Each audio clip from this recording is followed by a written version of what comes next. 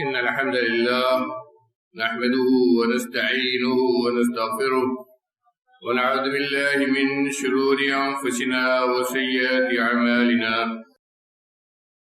من يهده الله فلا مضل له ومن يضلله فلا هادي له وأشهد أن لا إله إلا الله وحده لا شريك له وأشهد أن محمدا عبده ورسوله أرسله بالحق بشيرا ونذيرا بين يدي الساعة من يطع الله ورسوله فقد رشد ومن يعصيهما فإنه لا يضر إلا نفسه ولا يضر الله شيئا أما بعد فإن خير الحديث كتاب الله وخير الهدي هدي محمد صلى الله عليه وسلم وشر الأمور محدثاتها وكل محدثة بدعة وكل بدعة ضلالة وكل ضلالة في النار فأعوذ بالله السميع العليم من الشيطان الرجيم بسم الله الرحمن الرحيم قاف والقرآن المجيد بل عجبوا أن جاءهم منذر منهم وقال الكافرون هذا شيء عجيب أإذا متنا وكنا ترابا ذلك رجع بعيد قد علمنا ما تنقص الأرض منهم وعندنا كتاب حفيظ بل كذبوا بالحق لما جاءهم فهم في أمر مريج أفلم ينظروا إلى السماء فوقهم كيف بنيناها وزيناها وما لها من فروج والأرض مددناها وألقينا فيها رواسي وأنبتنا فيها من كل زوج بهيج تبصرة وذكرى لكل عبد منيب ونزلنا من السماء ماء مباركا فأنبتنا به جنات وحب الحصيد والنخل باسقات لها طلع نضيد رزقا للعباد وأحيينا به بلدة ميتا كذلك الخروج وقال عز من قائل يا أيها المدثر قم فأنذر وربك فكبر وثيابك فطهر والرجز فاهجر ولا تمنن تستكثر ولربك فاصبر. سورہ مدثر کی ابتدائی آیات جو نبی کریم صلی اللہ علیہ وسلم پر دوسری وحی نازل ہوئی تھی. غار حرا میں نبوت ملنے کے بعد پہلی وحی غار حرا میں آئی اور جب دوسری وحی نازل ہوئی تھی اس کے بعد یہی آیات اللہ رب العالمین نے آپ کے اوپر نازل فرمائی تھی. اس کے شان نزول کے سلسلے میں صحیح حدیث ہے. خود نبی کریم صلی اللہ علیہ وآلہ وسلم فرماتے ہیں تو وحی غار حرا میں جب میرے اوپر وحی آئی اس کے بعد وحی کا سلسلہ کچھ دنوں کے لیے بند ہو.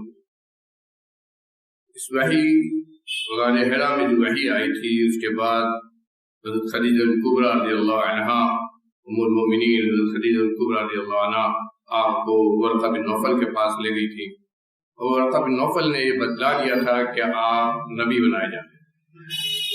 اسی لیے جب کچھ دنوں تک وحی بند ہی نہیں آئی تو آپ پریشان تھے کیا ہو گیا.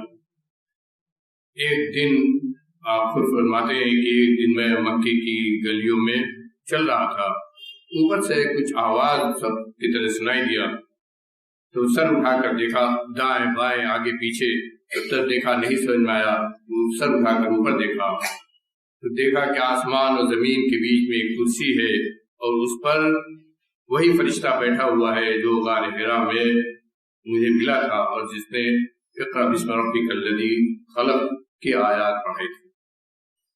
آپ فرماتے ہیں کہ یہ دیکھنے کے بعد مجھے بہت گھبراہٹ ہوئی، بہت ڈر لگا اور میں دوڑتا ہوا واپس اپنے گھر کو چلایا اور اپنی بیوی محترمہ حضرت خدیجہ سے کہا کہ مجھ کو کپڑا اڑا دو، مجھے ڈر لگ رہا ہے۔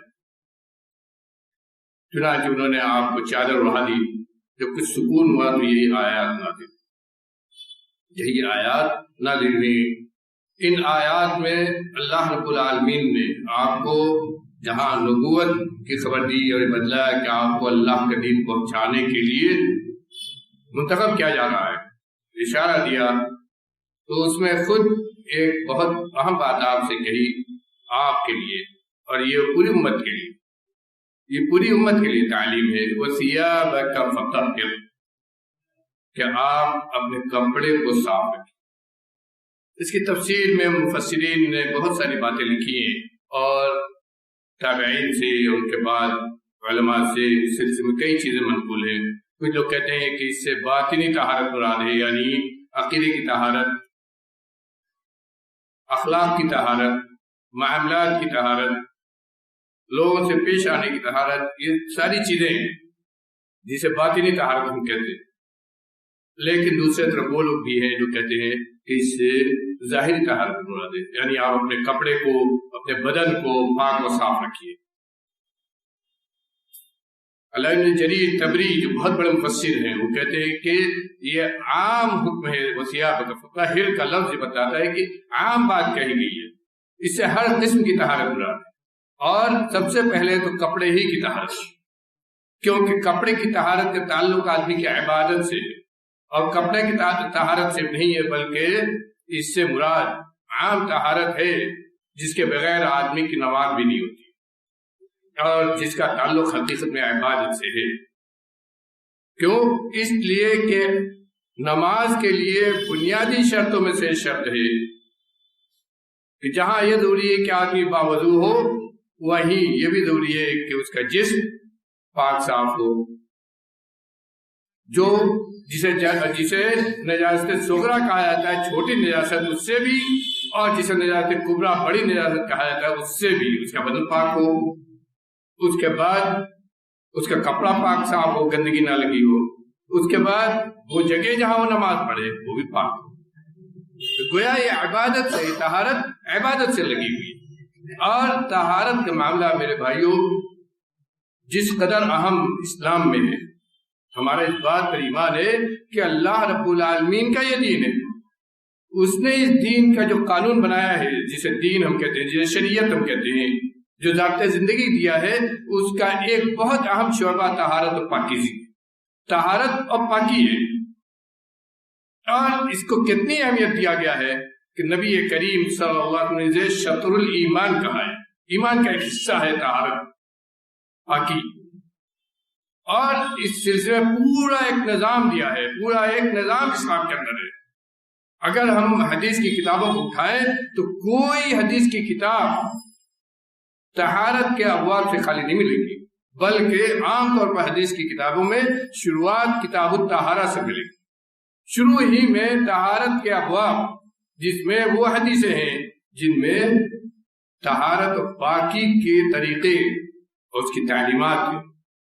اور پھر اہمیت یہ سوچئے کہ نبی کریم صلی اللہ علیہ وسلم پر شروعات میں، ایک دم شروع میں یہ آپ کو حکم دیا جا رہا ہے وَثِيَابَكَ فَطَهِّرْ، ایک دم شروع میں، ابھی آپ نے تبلیغ نہیں شروع کی، آپ نے دین پہنچانے کا کام نہیں شروع کیا ہے، ابھی وہی احکام نہیں آ رہے ہیں، پہلے شروعاتی طور میں ایک دم شروع میں آپ سے کہا جا رہا ہے کہ ضروری ہے کہ آپ اپنے کپڑے کو، اپنے بدن کو پاک رکھ کے طہارت کو لازم رکھیں۔ صرف اسلام کی خوبی ہے کہ اس نے پورا طہارت کا ایک نظام دیا ہے کہ آدمی جب صبح اٹھتا ہے اس وقت سے لے کر سونے تک، سوچئے ہم کس دن کے حامل ہیں؟ وہ دین جس نے طہارت بچہ پیدا ہوتا ہے اس وقت سے شروع کیا ہے، اور جب آدمی مرتا ہے اور دفن کرنے سے پہلے اس وقت سے بچہ پیدا ہوتا ہے 7 دن پر اس کے بال مڈانے کا حکم دیا گیا ہے، بال مڈانے اور عقیقہ کرنے کا جو حکم دیا گیا ہے اسی حدیث میں ہے نبی کریم صلی اللہ علیہ وسلم وَأَمِيتُ عَنُ الْأَذَى کہ جو بچہ پیدا ہوا ہے اس سے گندگی کو ہٹاؤ. یہ جو بال ہم کاٹتے ہیں اس کو گویا گندگی کہا گیا ہے کہ اس گندگی سے بچے کو جو پیدا ہوا ہے اس کو گندگی سے پاک صاف کر. اور جب ہم آدمی کا انتقال ہوتا ہے اور اس کو دفن کرنے ہم جاتے ہیں تو میت کو ایسے ہی لے جا کر ہم دفنا نہیں دیتے ہیں، اس کو مکمل پاک صاف کرتے ہیں، وضو کے ساتھ اس کو غسل دیتے ہیں مکمل، اور مکمل طہارت کے صاف کپڑے میں لپیٹ کر لے جا کے دفن. آدمی کی صبح ہوتی ہے تو طہارت سے صبح ہوتی ہے، آدمی کی صبح ہوتی ہے تو طہارت سے صبح ہوتی ہے. اسلام نے مسواک کا حکم دیا، دانت صاف رکھنے کا حکم دیا ہے. منہ کی صفائی اسلام میں کتنی اہم ہے، منہ کی صفائی، منہ کو گندگی اور بدبو سے پاک رکھنے کا کتنا حکم ہے. سوچئے نماز میں آدمی آئے اور منہ مہکے بدبو ہو، اس سے شریعت نے منع کیا. ایسی کسی چیز کو کھا کر آنے سے مسجد میں منع کیا گیا ہے جس سے بدبو ہو اور بغل والا نمازی اس سے متاثر ہو، اس کو تکلیف پہنچے. آج فرمایا کہ یہ جو لہسن ہے، پیاز ہے، اس کو کچا کھا کر نماز پڑھنے نہ ہو. کھانے سے منع نہیں کیا ہے، حرام نہیں ہے، کھانا جائز ہے، لیکن اگر اس میں بدبو ہو رہی ہے تو اس کو کہا کہ اس کو کھا کر نماز پڑھنے نہ ہو. کیوں؟ اس لیے کہ جس چیز سے آدمی تکلیف محسوس کرتا ہے اس سے فرشتے بھی تکلیف محسوس کرتے ہیں. غور کرو، نماز میں بھی آدمی آئے تو منہ اتنا صاف ہو کہ اس سے بدبو نہ آئے. اور اسی لیے وضو سے پہلے، ہر وضو سے پہلے مسواک کرنے کا حکم دیا گیا، دانت بھی صاف ہو کہ اس میں گندگی نہ آئے. نبی کریم صلی اللہ علیہ وسلم نے حدیث میں یہاں تک فرمایا لولا ان اشق علی امتی لامرتهم بالسواک عند كل صلاۃ وفي روایت عند كل وضو. اگر یہ میری امت پر شاق نہ ہوتا، مشکل نہ ہوتا، اگر میری امت پر یہ مشکل نہ ہوتا تو میں ان کے اوپر واجب کر دیتا، ان کو حکم دیتا، واجب کر دیتا کہ وہ ہر نماز کے وقت اور دوسری روایت میں ہر وضو کے ساتھ مسواک ضرور کرے، مسواک ضرور کرے. مسواک کا زمانہ تھا، لیکن حقیقت مراد اس سے ہے کہ آدمی کا دانت، اس کا منہ صاف ہو. طہارت کا غور کیجیے وہاں سے. یہی نہیں بلکہ حدیث میں بھی آتا ہے کہ آدمی جب رات میں اٹھے تہجد کی نماز کے لیے یا فجر کی نماز کے لیے اٹھے جب، تو پہلا کام اس کا ہو کہ وہ مسواک کرے. ہم ڈاکٹری لائن میں کہا جائے آج سے 1441 سال پہلے یہ تعلیم ہمیں دی گئی، یہ طہارت و پاکی کی، یہ طہارت و پاکی کی آج سے 1441 سال پہلے ہمیں دی گئی. یہ ہمارے نبی نے بتلایا ہے کہ منہ اپنا صاف رکھو. اور وہ امت ہمیں جس کو طہارت کا یہاں تک حکم دیا گیا ہے کہ ہر نماز کے ساتھ 5 مرتبہ نماز اگر کوئی پڑھتا ہے تو 5 مرتبہ وضو کرتا ہے. اور وضو جو کرتا ہے، غور کرو، آج ڈاکٹر سائنسداں سب مجبور ہے کہنے پر کہ اگر کوئی آدمی دن میں 5 مرتبہ اس طرح وضو کرتا ہے جس طرح اسلام میں سکھایا گیا ہے، تو اسے زیادہ تر بیماریاں اسے لگ ہی نہیں سکتی، زیادہ تر بیماریاں اسے لگ ہی نہیں سکتی ہیں. اس لیے کہ بیماریاں عام طور پر منہ کے راستے سے پہنچتی ہیں اندر، بیماریاں عام طور پر منہ کے راستے سے پہنچتی ہیں. اور منہ جب صاف ہوگا، منہ جب صاف ہوگا، آدمی کا منہ جب صاف ہوگا اور ہر وقت صفائی کا اہتمام کرے گا تو بیماریاں کم سے کم اندر پہنچے.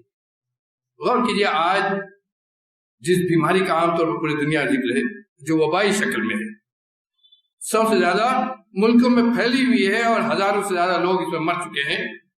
اس میں احتیاط کی جو سب سے پہلی بات یہ کہی جاتی ہے کہ آدمی اپنے منہ کو ٹشو سے ڈھکے یا ماسک لگائے، چھینک آئے تو اس پر ٹشو رکھے، چھینکے ایسے کھلا چھینکے نہ، دوسروں کے سامنے کھلے طور پر سانس نہ لے.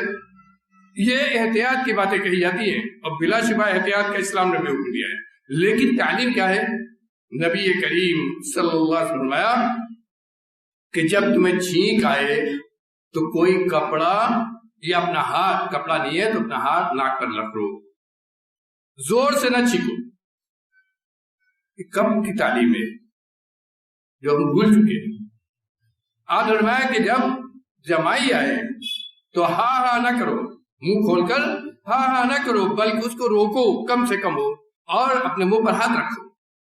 آج ہم کو وہ سکھانے والے اس چیز سکھاتے ہیں جن کا صفائی کا کوئی معنی ہی نہیں ہے، پیشاب پاخانہ دھونے کا جن کا کوئی انتظام ہی نہیں ہے، جن کا پیشاب پاخانہ دھونے کا کوئی دینی کوئی انتظام ہی نہیں ہے۔ ہمارے یہاں تو ہمارے دین نے ہمیں بتایا ہے کہ پیشاب پاخانہ کا اگر معاملہ ہے تو پیشاب پاخانہ بھی کرو تو کس طرح سے کرو، کہاں جا کر کرو، کیسے بیٹھو، کس رخ ہو کر بیٹھو، اور پھر اس کو مٹی سے پانی سے کیسے صفائی کرو۔ یہ پورا کا پورا نظام اسلام نے ہمیں دیا ہے، صفائی یعنی پیشاب پاخانہ سے صفائی کرو۔ اور صرف یہ صفائی آدمی کے بدن اور آدمی کے اپنے تک نہیں ہے، اپنے سوسائٹی معاشرے کو بھی صاف رکھنے کا حکم دیا گیا اور اس کو ایمان سے جوڑا ہے۔ نبی کریم صلی اللہ علیہ وسلم فرمایا کہ ایمان کے 75 سے زیادہ شعبے ہیں، ان میں سب سے اوپری شعبہ بتایا قول لا الہ الا اللہ، آدمی لا الہ الا اللہ کہہ کر مسلمان ہوا۔ اور آخری شعبہ کیا بتایا؟ اماطۃ الاذی عن الطریق، راستے سے تکلیف دہ چیز کو، تکلیف دینے والی چیزوں کو ہٹا دے۔ تکلیف دینے والی چیزیں کیا ہے میرے بھائیو؟ سب سے پہلے تو گندگی ہے، سب سے پہلے اینٹ پتھر چھوڑیے، سب سے پہلے تو گندگی ہے، جس میں چل کر آدمی کا کپڑا گندا ہوتا ہے، آدمی کا جوتا گندا ہوتا ہے، آدمی کا پیر گندا ہوتا ہے، سب سے پہلی چیز تو گندگی ہے۔ گویا یہ بتلا دیا کہ راستے میں گندگی نہ ڈالو، اور جو کچھ گندگی اگر کہیں ہے تو اس کو صفائی کا اس کا انتظام کرو۔ گویا آپ کا راستہ، جس راستے میں آپ چلتے ہیں، جس راستے میں لوگ چلتے ہیں، اس راستے کو صاف رکھا جائے، صفائی کرنا، اس کے لیے اس کی صفائی کا اہتمام کرنا، یہ مسلمان کے شعار، راستے کو صاف ستھرا رکھنا یہ مسلمان کے شعار ہے۔ یہ نہیں کہ ہم خود جا کر اس طرح گندگی پھینکے راستے میں کہ پورا راستہ گندا ہو جائے اور چلنے والے ہم کو گالی دیں۔ یہاں تک کہا گیا حدیث میں، نبی کریم صلی اللہ علیہ وسلم فرمایا کہ جب پیشاب کرو، زمانے کی بات ہے جو عام طور پر گھروں کے اندر پیشاب پاخانے، لیٹرن، ٹوائلٹ نہیں بنی ہوئی تھی، زمانے کی بات ہے جب بنے ہوئے گھروں میں ٹوائلٹ نہیں ہوتے تھے، کھلے میں نبی کریم صلی اللہ علیہ وسلم بھی جاتے تھے پیشاب کرنے کے لیے۔ اس میں بھی آپ نے تعلیم دی کہ جب کھلے میدان میں جاؤ پیشاب کرنے کے لیے تو اتنی دور جاؤ کہ آدمی نہ دکھائی دے، چھپ کر کرو، کسی پیڑ کے آڑ لے کر کرو، اور اس کے ساتھ ساتھ ایک بہت بڑی بات ہے، اتقوا الملاعن، ان کاموں سے بچو جن پر لعنت کی جاتی ہے۔ کون سا کام؟ صحابہ نے پوچھا، کہا کہ ایسے جگہ، ایسے پانی میں پیشاب کرو جہاں سے پانی جب جاتا ہے تو لوگ اس کو استعمال کرتے ہیں، ایسے پانی کی جگہ پر استعمال کرو، پانی اگر جاری ہے اور آگے لوگ اس کو استعمال کر رہے ہیں تو اس پانی میں پیشاب کرنے سے بچو، یہ لعنت کی جگہ۔ اور عام راستے میں پیشاب پاخانہ کرنے سے بچو۔ قاریۃ الطریق، کہا کہ وہ راستے جس پر عام لوگ چلتے ہیں، عوام الناس جس پر چلتے ہیں اور اس سے لوگوں کو بدبو ہوگی، لوگ اس سے پریشان ہوں گے، یہ ہمارے دین کی تعلیم ہے۔ عام راستوں میں چلنے سے بچو، کہا یہ لعنت کی جگہ ہے جہاں لعنت بھیجی جائے گی تمہارے اوپر، گالیاں دیں گے لوگ کہ اس کو دیکھو یہ کھلے عام گندگی کر رہا ہے، کھلے عام پیشاب پاخانہ کر رہا ہے۔ اور ایک چیز اور کہ سائے دار درخت یا سائے کی جو جگہ ہے جہاں آدمی سایہ لیتا ہے اس جگہ پیشاب پاخانہ کرنے سے طہارت سوچیے، یہ طہارت یہ پورے معاشرے کو دیا گیا ہے۔ آج وہ لوگ ہمیں تعلیم دیں صفائی ستھرائی کی جو ان چیزوں کو جانتے بھی نہیں، جن کا اس کا کوئی دین سے کوئی تعلق ہی نہیں ہے، جن کا صفائی ستھرائی پیشاب پاخانہ دھونے کا جن کا کوئی معاملہ ہی نہیں ہے، وہ ہم کو یہ بتائیں۔ لیکن افسوس میرے بھائیوں کہ یہ ساری مکمل تعلیم اور مکمل نظام ہونے کے باوجود ہماری پہچان دنیا میں کیا ہے؟ وہ جگہ جہاں جاؤ، وہ بستی جہاں جاؤ دیکھو سب سے زیادہ گندگی ہے اور گندے لڑکے دوڑتے ہیں، سمجھ لو یہ مسلمان بستی ہے، مسلمانوں کی بستی، جن کے یہاں طہارت و پاکی کا اتنا مکمل نظام ہے۔ یہی نہیں، اگر آپ کا بدن ناپاک ہے، چاہے وہ نجاست صغریٰ ہے، نجاست کبریٰ ہے، تو آپ کی نماز ہی نہیں ہوتی۔ نجاست صغریٰ پیشاب پاخانے سے جو نجاست گندگی ہوتی جس کے لیے وضو کرنے کا حکم دیا گیا، اور نجاست کبریٰ احتلام وغیرہ، بالغ لوگوں کو احتلام وغیرہ جو ہوتا ہے جنبی جب آدمی ہو جاتا ہے تو اس کی جو گندگی ہے اسے نجاست کبریٰ کہتے ہیں، جس کے لیے خاص طور پر ایک طریقے سے غسل کرنے کا حکم دیا گیا، طریقہ سکھایا گیا اس کے غسل کرنے کا. اور اگر اس غسل کی نیت سے اس طرح ہم غسل نہیں کرتے تو پاکی بھی نہیں ہوتی. جس طرح وضو کا طریقہ ہے، اگر آدمی وضو اس طریقے سے نہ کرے جو طریقہ وضو کا ہے، اس کا وضو نہیں ہوتا ہے، اس کی پاکی نہیں ہوتی ہے. اس وضو سے نماز پڑھا تو نماز نہیں ہوگی. الٹا پلٹا آپ ہاتھ دھو لیجئے، نہایا ہے پورا بدن بھیگ گیا ہے، آپ سمجھیے وضو ہو گیا، وضو نہیں ہوا. وضو اس طریقے سے کرنا پڑے گا جس طرح سے وضو کرنا سکھایا گیا ہے، اور نیت کر کے اس طرح وضو کرنا پڑے گا جس طرح وضو کا طریقہ ہے. اور یہی نہیں، وضو کے جو اعضاء ہیں ان میں سے اگر کوئی حصہ سوکھا رہ گیا تو بھی آپ کا وضو نہیں ہوگا. اسی لیے حضرت عائشہ صدیقہ رضی اللہ عنہ ان تابعیوں کو جو ان کے ہاں پڑھتے تھے، جو ان کے طالب علم تھے، ان سے کہتے تھے کہ سنو، نبی کریم صلی اللہ علیہ وسلم نے دھمکی دی ہے ان لوگوں کو جو وضو میں اپنے ٹخنوں کو یا اپنی ہاتھ کو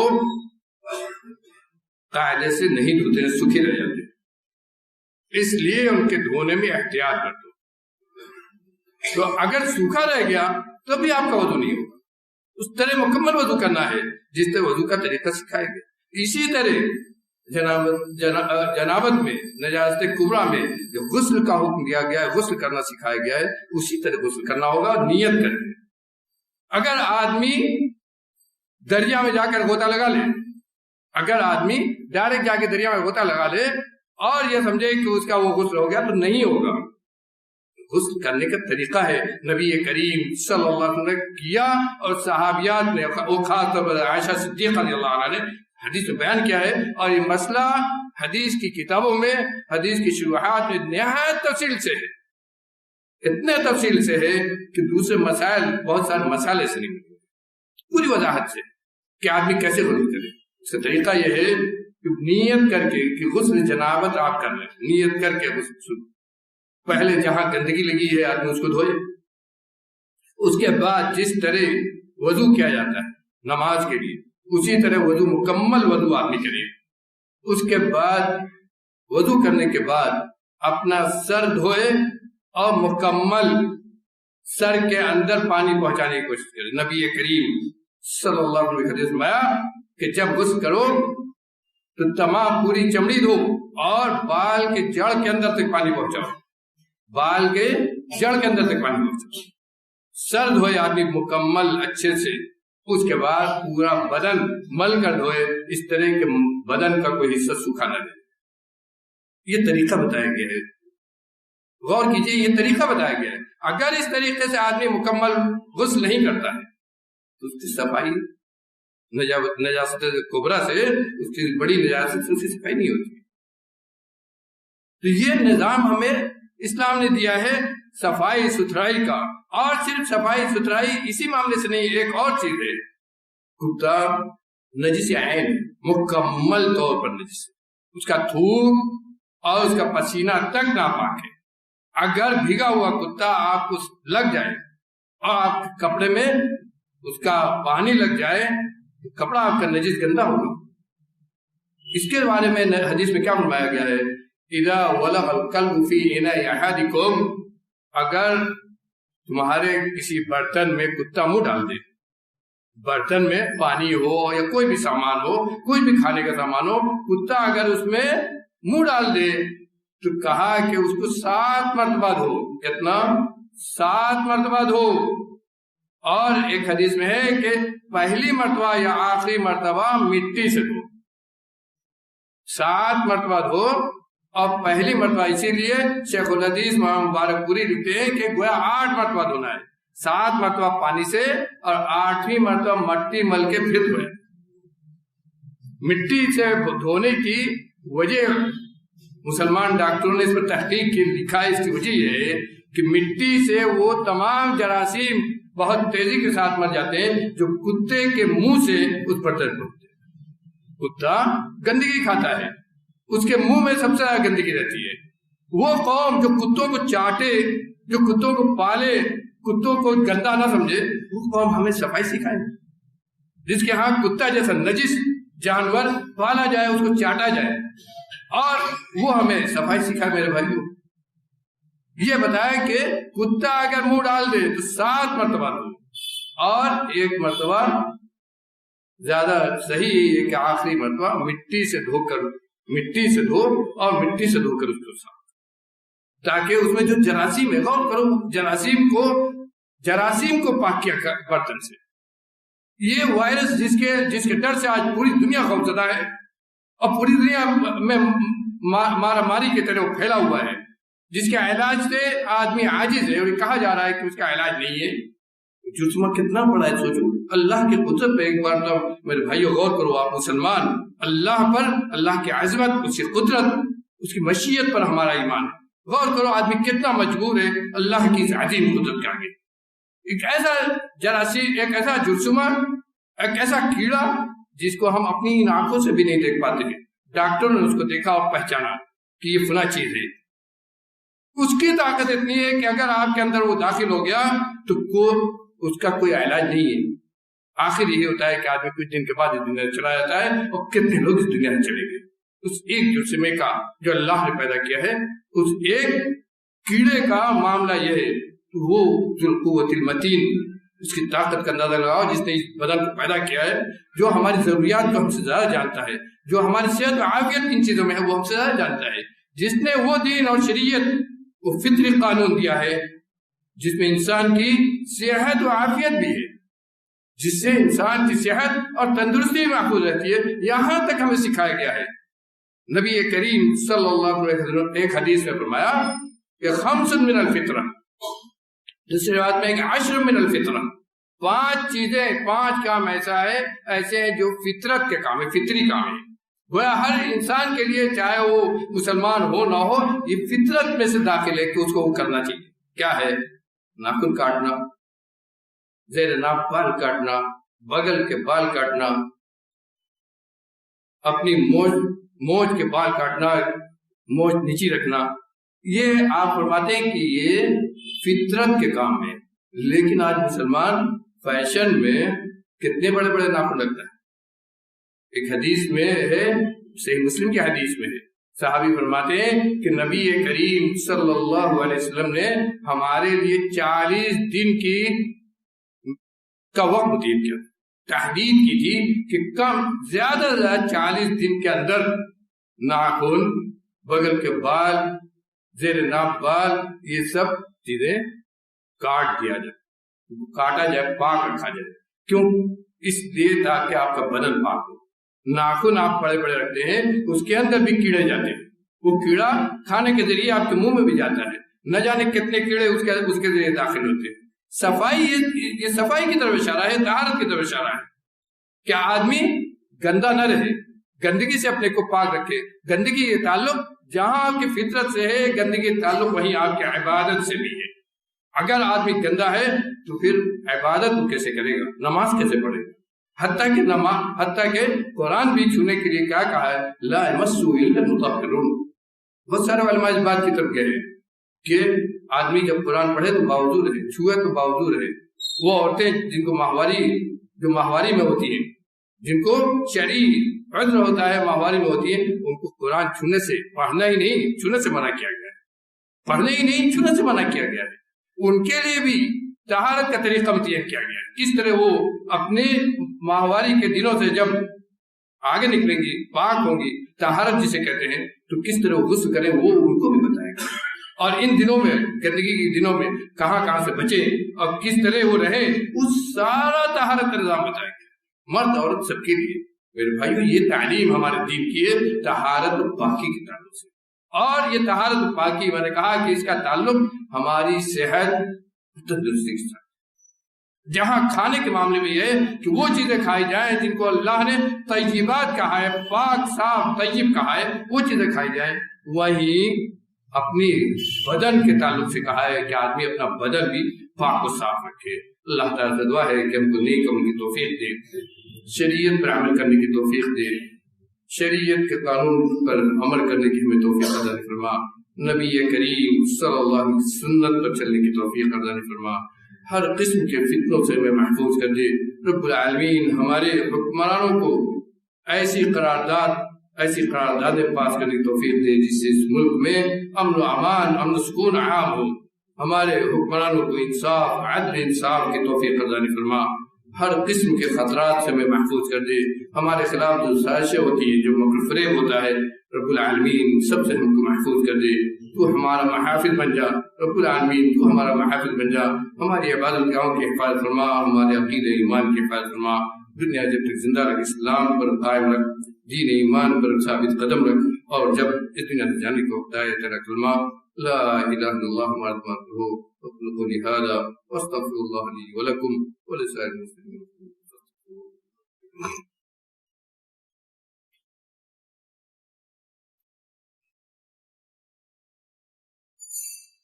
الحمد للہ وحدہ والصلاة والسلام علی من لا نبی بعدہ، اما بعد۔ أعوذ بالله السميع العليم من الشيطان الرجيم، بسم الله الرحمن الرحيم، إن الله وملائكته يصلون على النبي يا أيها الذين آمنوا صلوا عليه وسلموا تسليما، اللهم صل على محمد وعلى آل محمد كما صليت على إبراهيم وعلى آل إبراهيم إنك حميد مجيد، اللهم بارك على محمد وعلى آل محمد كما باركت على إبراهيم وعلى آل إبراهيم إنك حميد مجيد، اللهم اغفر لأمة محمد، اللهم اغفر لأمة محمد، اللهم ارحم أمة محمد رحمة عامة، اللهم انصر من نصر دين محمد صلى الله عليه وسلم، اللهم انصر من نصر دين محمد صلى الله عليه وسلم واجعلنا منهم، واخذل من خذل دين محمد صلى الله عليه وسلم ولا تجعلنا منهم، ربنا آتنا في الدنيا حسنة وفي الآخرة حسنة وقنا عذاب النار، عباد الله رحمكم الله، إن الله يأمر بالعدل والإحسان وإيتاء ذي القربى وينهى عن الفحشاء والمنكر والبغي يعظكم لعلكم تذكرون، اذكروا الله يذكركم وادعوه يستجب لكم ولذكر الله أكبر والله يعلم ما تصنعون۔